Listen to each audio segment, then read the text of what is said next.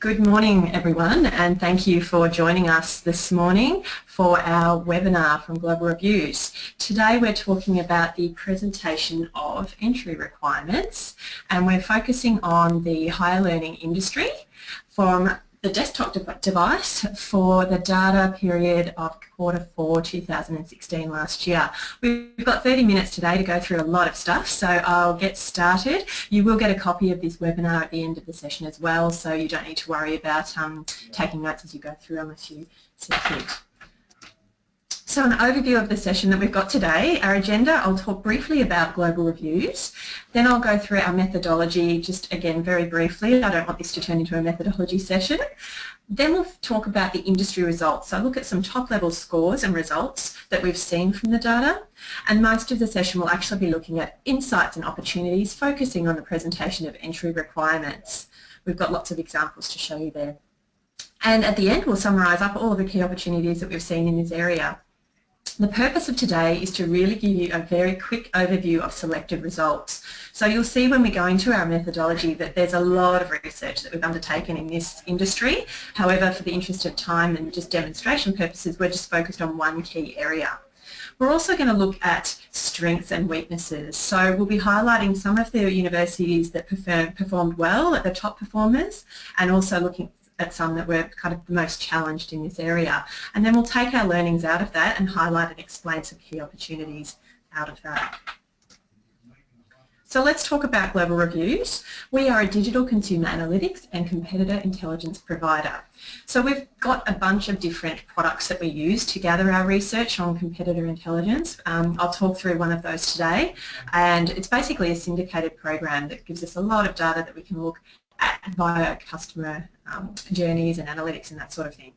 We operate across Australia, New Zealand, UK, Ireland and European markets, founded in 2000, and some of the companies that we work with, you can see their logos below there. So the important takeouts here are it's not just the university space that we work in, we also work across other industries such as banking, telcos, electricity, healthcare. You can see a bunch there. So the benefit to yourselves is we've kind of got a more broader, holistic view, and we can often learn a lot from our other players in other industries. The other thing that's really important here is we can learn from global best practice as well, because we operate across multiple countries, not just Australia, and also we've got that historical kind of focus because we've been founded 20 odd years ago. 17 years ago I should say. So lots of historical data that we can look at to map improvements and performance over time.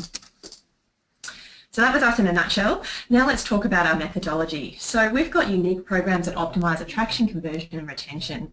We take a journey-based approach to reviewing websites, and we've got 4 main phases that we focus on: discover, consider, act and relate. The one that we're looking at for higher learning is the consider and the act, so put in the red there. I'll just briefly talk through the overall process. So if we take universities as a guideline, the research can start when a student wakes up one day, or prospective student wakes up one day and decides they want to go study. And when we get to this discover, we're really wanting to know how you go about enticing that prospective student to look at your brand and how strong is the attraction to get them to visit your website. That's all about discover. Then when they actually decide they're going to visit your website, they move into the consider phase. And at this stage, we're wanting to know how effectively you engage those prospective students and how well do you help them match a course to their needs.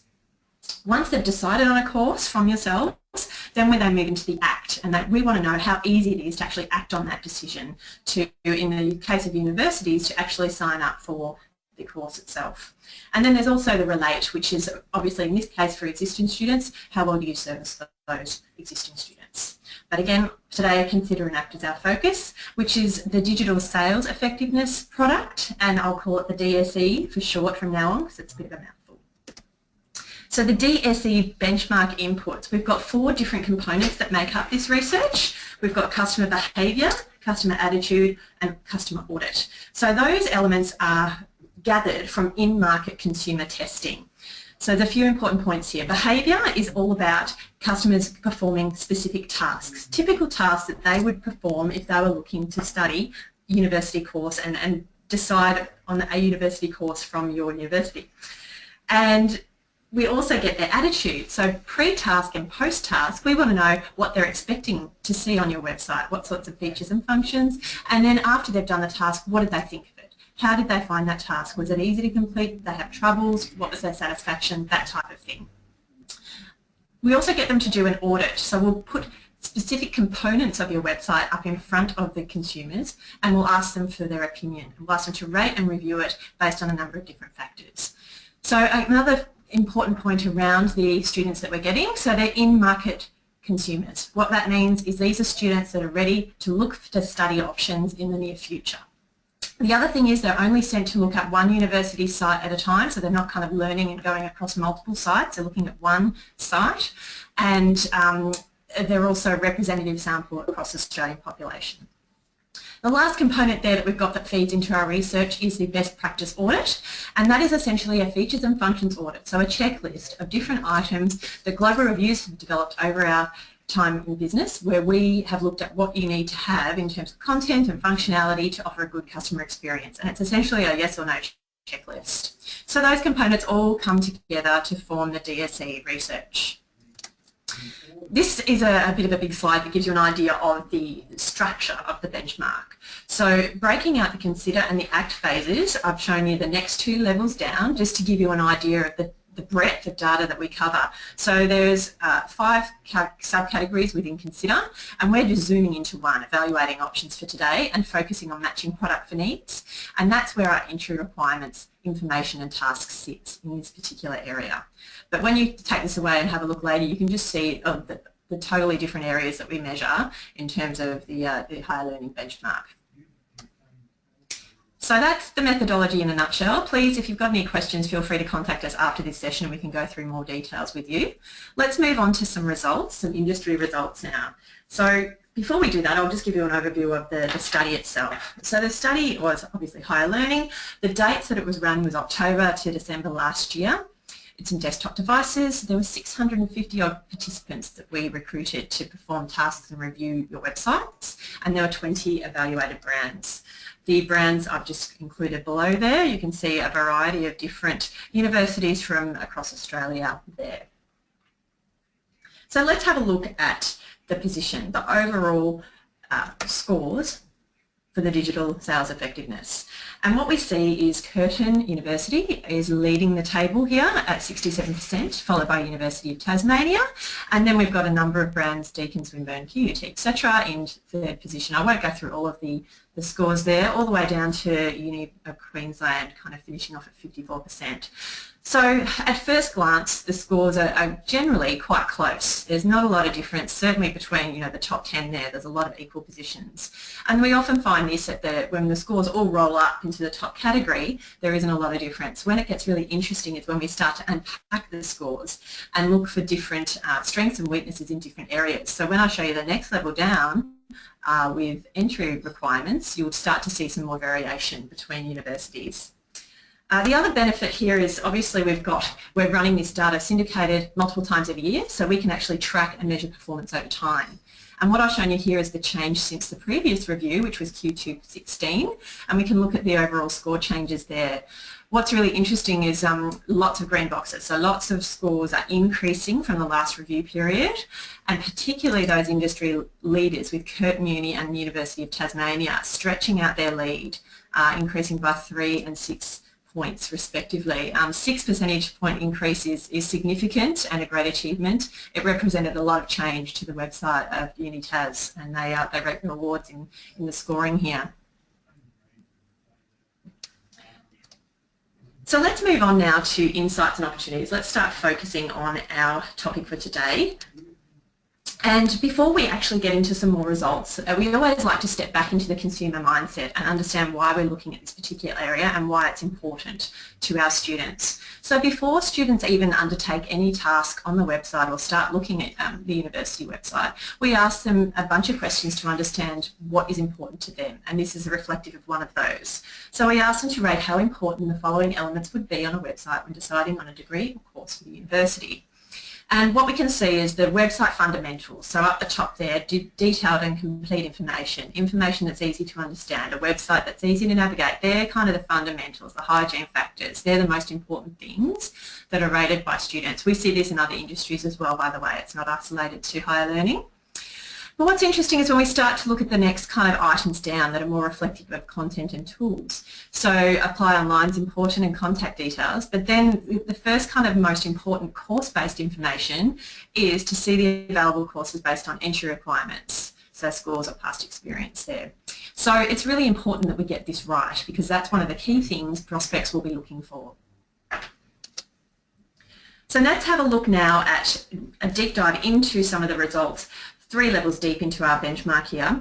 We're looking at match products to needs task, and the task that we had in this matching products to need, essentially what we're doing here is we've already shown the user the home pages, asked them to review their general look and feel and how well it connects with needs. We've already asked them to find some course information. So they've got a kind of feel for the website and what's going on. Now what we want them to do is actually get more detailed and granular with the content that is on the website and match a specific course to their needs. The task summary I've given here is to find out if completion of a certain subject or particular score will assist entry into a selected course. Now, we didn't actually use those particular words for the task because what we need to do is each of the universities offer a different selection of courses, so we couldn't choose exactly the same one.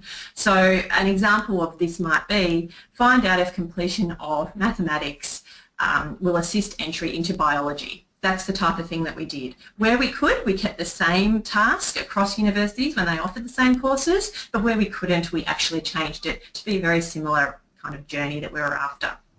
So that gives you an idea of what they were tasked to do with matching products to needs. Now let's have a look at the measures that we've got here. So we've got effectiveness. What we're looking at here in the blue, that is a percentage score of how many people were actually able to find the right answer.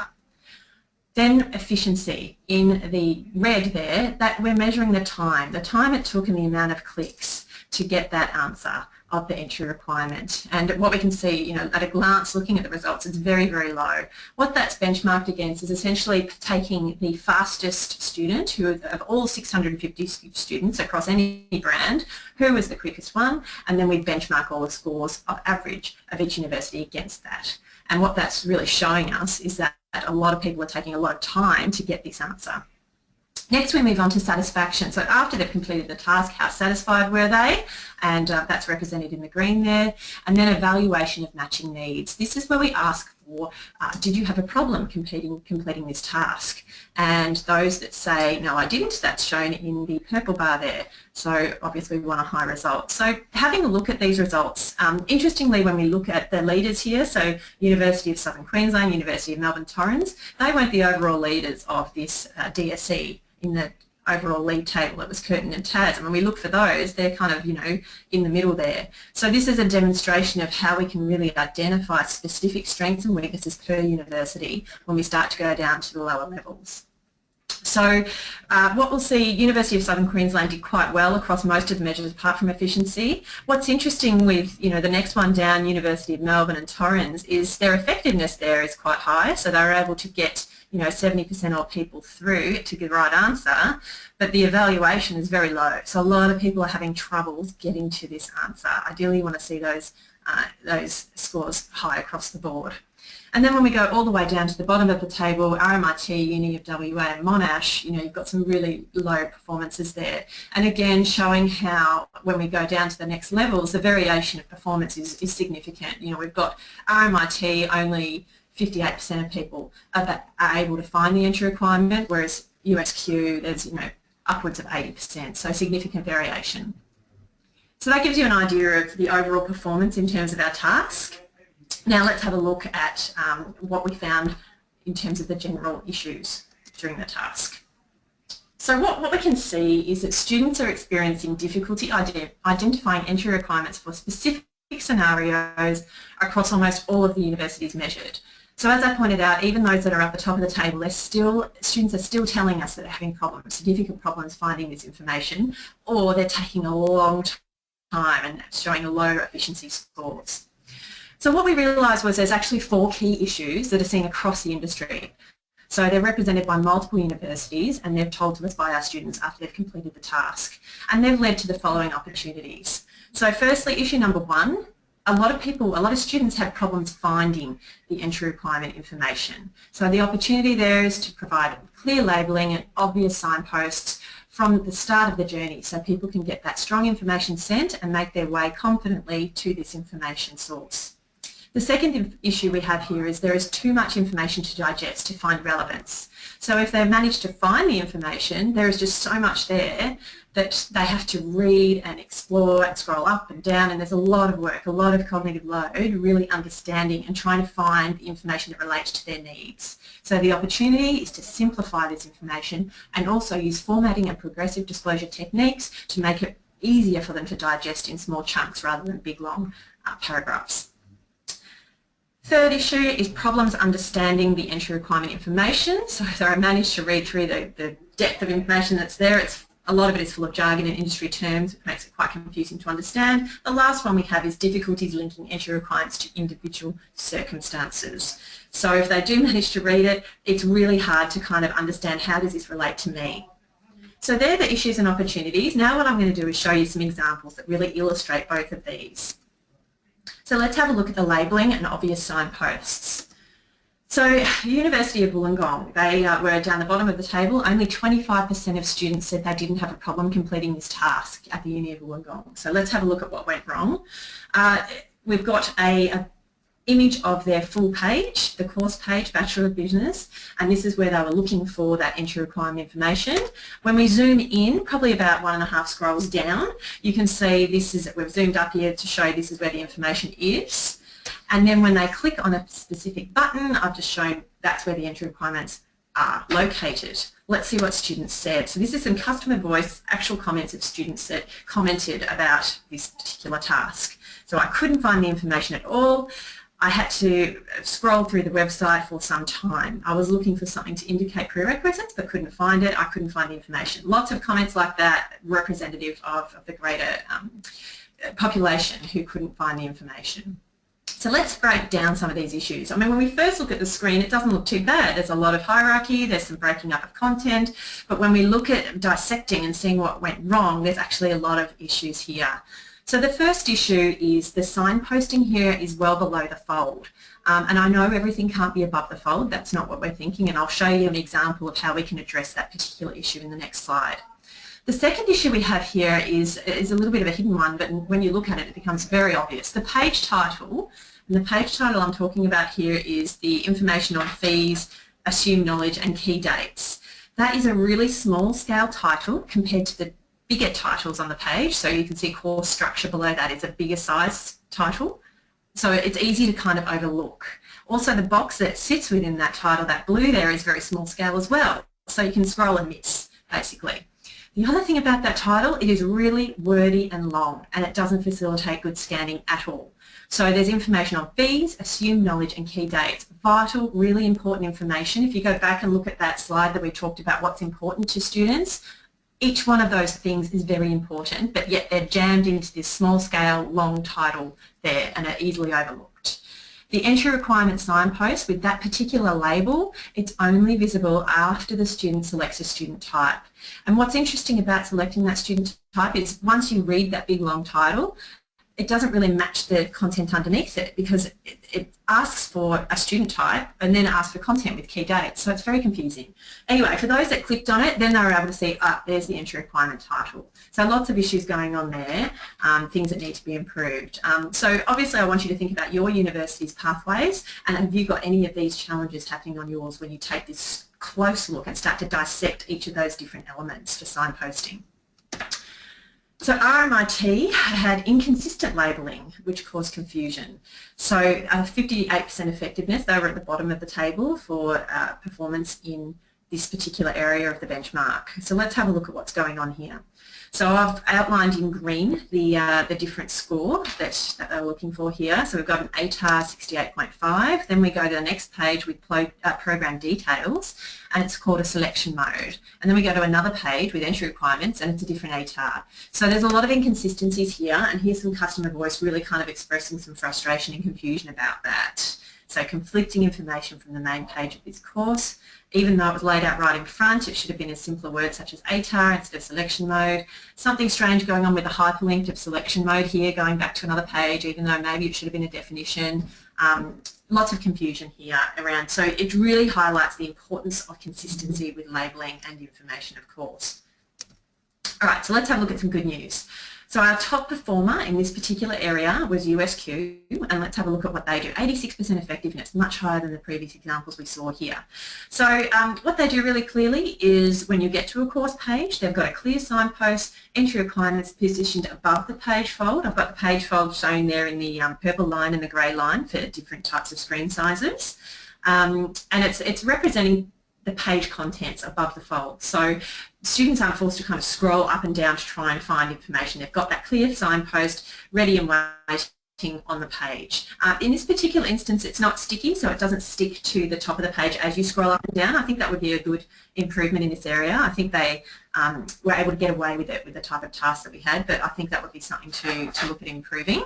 When we look to the right-hand side, where we zoom in on the entry requirements after they've clicked on it, and I should say, sorry, this is a heat map, an example of a heat map that we're able to capture as students go through and complete the tasks. So the little blobs you can see in the yellow are a concentration of higher clicks, and the blobs in the green are a concentration of lower clicks. When they go red, that's the strongest click area on the page.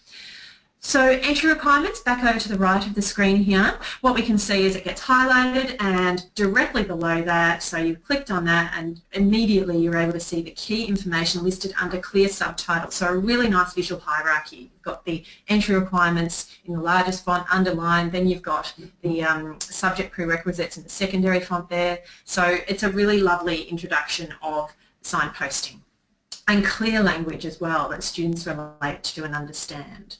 So that's a demonstration of what's working and what performed best across our tasks in the benchmark. Let's have a look at information simplification, formatting and progressive disclosure techniques. So again, Uni of Wollongong. Look, I've used a few examples from them, so apologies to anyone from Uni of Wollongong, but it's just the best demonstration of some of the challenges that a lot of universities are experiencing. So even though I'm showing this, there's a lot of other examples out there that are facing the same challenges. So many are actually describing entry requirements in long-winded paragraphs of text, and let's have a look at what that looks like. So when we zoom into entry requirements, you can see it's sentence-based, long wordy sentences. It makes it really difficult to identify the key information out of there, and some customer voice up the top there really backs this up. So too complicated, too much information. The page is so overwhelming, it was not clear where to even start finding information. So people are put off before they even get started. What's really interesting about sticky navs, and I love sticky navs generally, but what they've done is they've chosen the wrong part to be sticky in my opinion. So the sticky nav on the course page is actually for the overall website. So including the logo, the general kind of global navigation and the top level navigation there. It's also quite high, you know, it's a significant amount of pixel space that is taken up in screen real estate. So what that results in is on the most common kind of browser sizes, you've got this kind of tiny letterbox to look through of text, and you're kind of scrolling up and down and only getting a little kind of bit of information, whereas if you kind of used a much smaller sticky nav that only focused on the page that you were on, it would be much more useful and effective rather than, you know, such a large space of real estate there. The other thing that they do here is we're including requirements that aren't related to this course. So it's just adding more clutter, and this is just one example that we found as I've read through. So it should only be related to this course, even though it might be interesting that, you know, it excludes engineering and law. If I'm not worried about that, that's just a waste of time reading it. So let's not include it. Let's focus on what's important to this particular situation. The other thing about these paragraphs of text is they're presented across the full width of the page, which makes reading really challenging. And again, I know that there's, you know, benefit in fluid website widths for different devices, etc. But I think you need to take some control back to make sure that we don't have this situation where people are literally reading, you know, significant amount of characters across the full width of the screen and making it really difficult to view in this case. So there's some examples of some challenges. Again, let's have a look at the top performer and what they do differently. So the first thing they do, differently to any other university that we measured, was they simplify the entry requirement information. It's basically simplified to what you can see on that screen there. You can see it in one screen view, and it shows the most common scenario first and provides links to other more complex requirements. So that's what progressive disclosure essentially is. Show the most common and then link off to the more complex requirements, link off to the more detailed information. So it gives that kind of that information centre and that natural pathway of discovering information that's important to them. The requirements are also listed as brief bullet points and not all short sentences, not big long wordy paragraphs. And they can be viewed, as I said, in a single page scroll, allows really easy differentiation. That's really important. So when there's a lot of information across multiple page scrolls, scrolling up, scrolling down, remembering sentences of text, really difficult. Whereas when you can get that quick breakdown, you find relevance immediately and you can get your answer that you need. All right, jargon and industry terms. This probably was one of the most common customer voice that we heard around terminology causing confusion for participants across the industry. Virtually every website had this type of feedback coming back. So I won't read them all. You can have a look at beyond this session here. I'll just pull out a few of the bold comments. You know, a bit confused, terms weren't clear, codes were a bit confusing, not familiar with the terms. I only understood because I've done tertiary study, etc. So lots and lots of evidence of confusion with the industry terms. Let's have a look at another university, Monash. They had 61% effectiveness and were again towards the bottom 5 of those universities measured in this area. Looking at what they do, they actually use industry terms throughout the page, and here's one example around, and there's no explanation. So the ATAR, we can't assume that everyone knows what an ATAR is. I know a lot of people do, but there are those that don't. And when they don't, you're not helping all of your visitors, you're only helping a small section. When the ATAR is there, there's a question mark, so we thought, fantastic, they're going to explain it. No, what they do is they actually pop up an explanation of the process around ATAR and then put in more confusing terms around equity and subject bonuses. Again, the help hover text is explaining the logic, but it's not explaining or providing definition of the term. So you don't actually understand what it means, or some people won't understand what it means, which means that they can't make their decision. Scrolling further down the page, there's a host of abbreviations used throughout the courses that are suggested to be used as entry requirements. So there's EAL, there's BHL, even the title here, IB. Someone who's not familiar with your industry will not know what those things mean, and so it means nothing to them.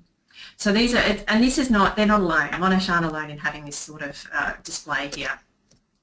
Who does this well? University of Newcastle, one of the best universities at avoiding jargon and providing explanations. 81% effectiveness, right to the top of the table there. Let's have a look at what they do. So one of the only universities to explain ATARs, and they do this at the point of interaction. So when you read about an ATAR, 65.2, there's a button directly below it about ATARs, so you can get the explanation that you need. Making sure everyone understands the entry requirements. So if you don't have an ATAR or you don't know what it is, you can at least learn what it is and what the alternatives are. They also use language that is easier to understand. So throughout many universities there's stat test results where they actually spell it out so you understand what it means, and loads of evidence of explanations of abbreviations consistently included immediately behind the first instance of the term. So much more friendly and easier to understand. All right, we're running short of time, so I'll briefly get through this last point, which is offering needs matching content and tools. So University of WA, they only provide entry requirement information for WA students. So as a result, a very low effectiveness, only 61% here. When we zoom in to their entry requirements, we can see throughout all of them, all of these long wordy entry requirements, they're all related to the Western Australia Certificate of Education. Here's some customer voice expressing a bit of frustration with that. So if you're not in WA, you can't find relevance at all. And looking at another poor example, again back to the University of Wollongong, when we're looking through entry requirements here, we're kind of scrolling through multiple pages to find requirements for my needs. Combining this with the challenge of not, once you scroll, you lose your page title, so then you've lost your place. And then you've also lost the previous scenario that you've been reading about. So really difficult to find relevance in this sort of display of entry requirements. The second top performer across our benchmark was University of Melbourne. 85% success, and having a look at what they do really well is they display a tool that allows prospects to tailor the course information, including entry requirements, to their specific circumstances. So let's zoom in and have a look at this. When you select from the drop-down box that you're an Australian, you can choose what sort of education you have, and this, because it's in this particular drop-down display, it lets you see loads of different entry requirements, tons of different scenarios without cluttering up the page or creating multiple clicks to multiple pages and confusion. It defaults to the most common scenario first, and it also includes an alternative option if the qualification can't be found. So can't find your qualification, let us know. Really, really important that we have that when we're forcing users to use this sort of tool. But a great success with using this particular tool for the Uni of Melbourne. Right, so that was all I had for you today in terms of the 4 key opportunities. I'll just summarise up what we spoke about. So firstly, provide clear labelling and obvious signposts. So making sure those commonly understood terms are used, so entry requirements, not assumed knowledge or something that's a bit vague, and make them easy to find. Sticky navigation bars to reveal content on long scrolling pages so people can see that signpost before they have to scroll and look for it. Simplifying that information use formatting and progressive disclosure techniques, so highlighting the information that will address the most common scenarios, linking to others or linking to more detailed information, reducing text into those key points, so bulleted lists rather than big long sentences, and design techniques to display content in a simpler format. So many other things that your UI designers and UX designers can do there. Avoiding jargon and industry terms. We know sometimes they have to be used. So ATAR is an example of that. So when a term needs to be used, make sure it's explained and make sure there's contextual help at the point of interaction so people understand it. And lastly, offering needs matching content and tools. So that example we saw from Uni of Melbourne, we can't say this strong enough. Stop forcing students to read through details of every single scenario that's not relevant to their needs. It's hard work. Think about it. When they're looking for the course for their needs, they're not only looking at your website and your confusing array of entry requirements, they're looking on 3 other websites as well. So it's a lot of work that they're doing and a lot of confusion out there. So if we can stop them having to read through everything, it'll make it a lot easier for them to decide to study at your university. Right, always so much more to see, but we're well out of time, so I'll just wrap up really quickly. So what you saw today versus being a subscribing client, what we saw today was a very high-level overview, only a glimpse into the depth and breadth of insight we can provide. I'll just touch on a few things that as a subscribing client, you get tailored analysis, historical data, online portal access to look at all of the data that we have. Also, insight activation workshops that are kind of like this, but they go for a lot longer and they're focused on your needs, and also advisory hours for us to do more analysis based on your needs. So the 2017 program is almost underway. We'll be sending off some reviews coming up in the next month. So if you want to talk to us about that and get your brand included, that would be great. You can get in touch with us after the end of this session. And that's all I had for you. So again, thank you very much for your time. I hope you found something interesting out of that, whether it was a new take on entry requirements or validating, or even evidence that you can take to your university stakeholders, because I know one thing I didn't touch on is often the people in the web team know all of this, but they can't actually get people in other teams to change the information. So hopefully that helps you on both of those fronts. Thanks again, and we'll speak to you soon.